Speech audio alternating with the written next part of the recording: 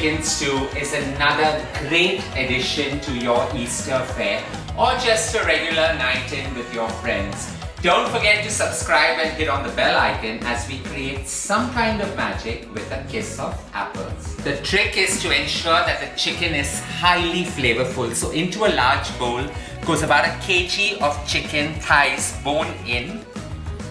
And into that, we're just going to marinate it with a lot of spices and herbs. So firstly goes in some garlic powder, about 1.5 teaspoon. 1 heaped teaspoon of this gorgeous black pepper powder. 3 teaspoons of sweet red paprika.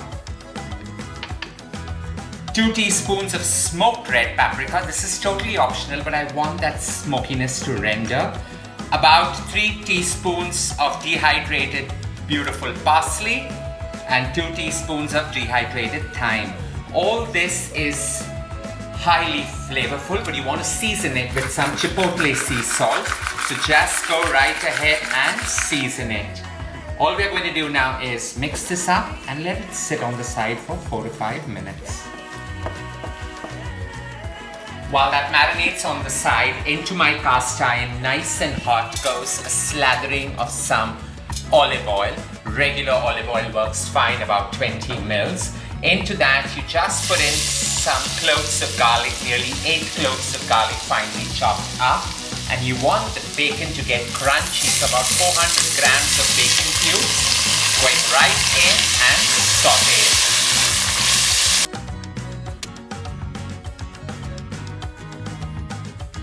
5 minutes later, as the bacon has rendered all its fat and that smoky goodness, it's time to take out these crunchy bits out and set it on the side. And that's the only difficult part of this creation, because you cook and crunch things up in layers. That same smoky goodness goes in the chicken now with that lovely spice blend as well. You just want it to get nice and browned on all sides before we take it out and go ahead with the potatoes.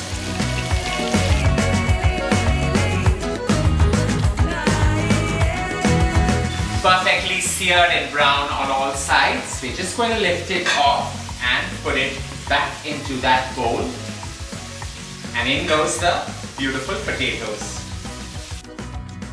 In goes 1 kg of Yuko Gold potatoes. Just peeled. I'm not even going to bother to cut them because I just want them to brown as well. Seared and browned well, the potatoes come out. And now comes the fun part of deglazing this entire creation up. You don't want to miss that bacony goodness and that heavily spiced ingredients in the pan. So into that goes 1 beautiful baby cabbage that has just been cut up into large dices. And as we allow this to deglaze, now comes the real kicker, nearly 200 mils of apple juice. Anyone works fine, and this is the thing that takes this entire creation to a whole new level. As the cabbage has wilted with the apple juice, it's time to take 3 red onions thickly sliced and just layer them on top. And it's about dunking everything back into this pot and putting it into a preheated oven.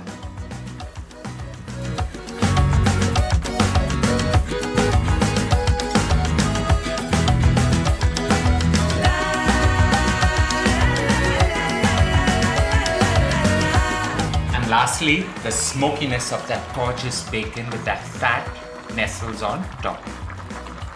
Now if you want to spike this really nice, just skip the apple juice and go all out with a stout.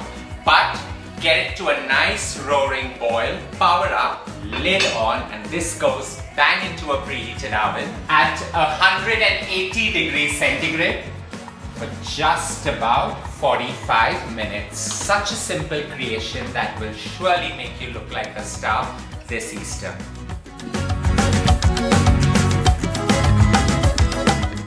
"45 minutes later, all you need to do is take it out and it's ready to be dug right into. the grand unveiling. And look at that gorgeous Irish chicken stew ready.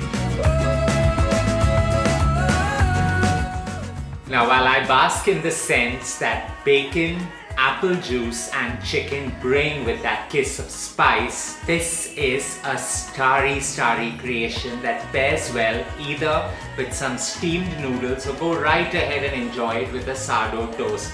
And you want to know the best part?